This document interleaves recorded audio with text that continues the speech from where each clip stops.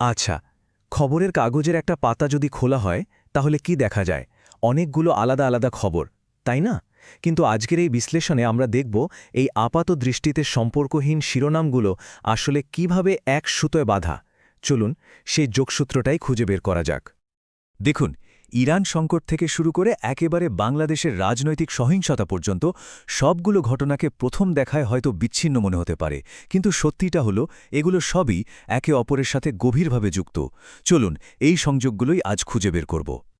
তো আমাদের আলোচনার শুরুতেই রয়েছে মার্কিন যুক্তরাষ্ট্র আর ইরানের সেই প্রকাশ্য সংঘাতটা। এটা কিন্তু এখন বিশ্ব রাজনীতির একেবারে কেন্দ্রবিন্দুতে চলে এসেছে।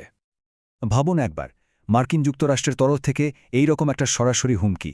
এটা কিন্তু শুধু পারমাণবিক আলোচনার সম্ভাবনাকেই নষ্ট করে না, বরং পুরো মধ্যপ্রাচ্যকে একটা ভয়াবহ যুদ্ধের দ্বারপ্রান্তে ঠেলে দেয়। আর মার্কিন হুমকির জবাবে ইরানের এই প্রত্যয়ী উত্তরটা দেখুন, স্পষ্ট বোঝা যাচ্ছে তারা এক চুলো পিছু হটতে রাজি নয়। আসলে এই ধরনের কথার লড়াই যে কোনো মুহূর্তে কিন্তু সত্যিকারের সংঘাতে রূপ নিতে পারে, যা পরিস্থিতিকে আরও জটিল করে তুলছে। এই যে উত্তেজনা, এটা কিন্তু শুধু দুটো দেশের মধ্যে আটকে নেই, এর ঢেউ ছড়িয়ে পড়ছে বিশ্বজুড়ে। এমনকি দীর্ঘদিনের মিত্রদের সম্পর্কেও ফাটল ধরাচ্ছে। ব্যাপারটা খেয়াল করার মতো, মার্কিন যুক্তরাজ্যের একতরফা বাণিজ্য নীতির কারণে যুক্তরাজ্যের মতো পুরনো মিত্ররাও এখন নিজেদের অর্থনৈতিক স্বার্থে চীনের মতো শক্তির দিকে ঝুঁকছে।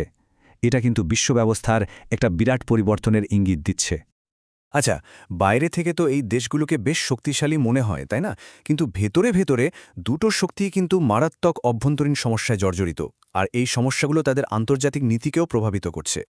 $138 মিলিয়ন, কোথা থেকে এলো এই বিপুল পরিমাণ অর্থ? ইরানের সর্বোচ্চ নেতার ছেলের সাথে জড়িত এই অঙ্কটা আসলে সেদেশের নেতৃত্বের ভেতরে থাকা গভীর দুর্নীতির দিকেই আঙুল তুলছে। ব্লুমবার্গের একটা তদন্তে এই যে সম্পদের পাহাড় বেরিয়ে এসেছে, লন্ডন দুবাইতে বিলাসবহুল সম্পত্তি, দামি হোটেল, এগুলো সাধারণ মানুষের মধ্যে অসংখ্য ক্ষোভের জন্ম দিয়েছে।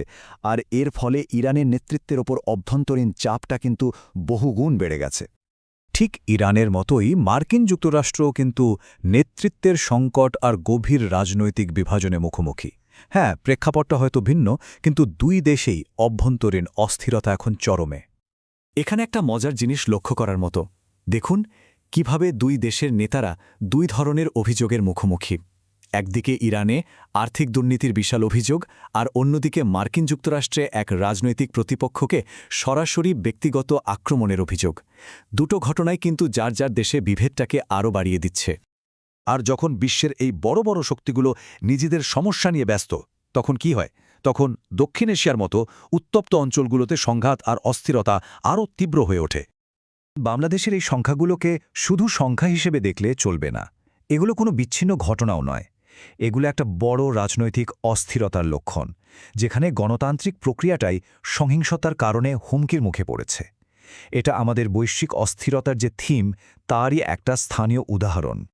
পাকিস্তানের প্রাক্তন প্রধানমন্ত্রী ইমরান খানের শারীরিক অবস্থাটা ঠিক কতটা গুরুতর সেটা বোঝানোর জন্যই এই মেডিকেল টার্মটা জানা দরকার। সেন্ট্রাল রেটিনাল ভেইন অক্লুশন এর মানে হলো তার চোখের দৃষ্টিশক্তি স্থায়ীভাবে চলে যাওয়ার ঝুঁকি রয়েছে। এখানে একটা ক্লিনিক্যাল টার্মকে মানবিক একটা সংকটের সাথে যুক্ত করা হয়েছে। ভাবুন তো, একজন রাজনৈতিক নেতার স্বাস্থ্য, তার দৃষ্টিশক্তি যখন প্রতিপক্ষের হাতে জিম্মি হয়ে পড়ে, তখন সেটা রাজনৈতিক কারাবাসের ব্যক্তিগত ঝুঁকিটাকে কতটা নির্মমভাবে তুলে ধরে। তো এতক্ষণ আমরা আলাদা আলাদা খণ্ডচিত্র দেখলাম।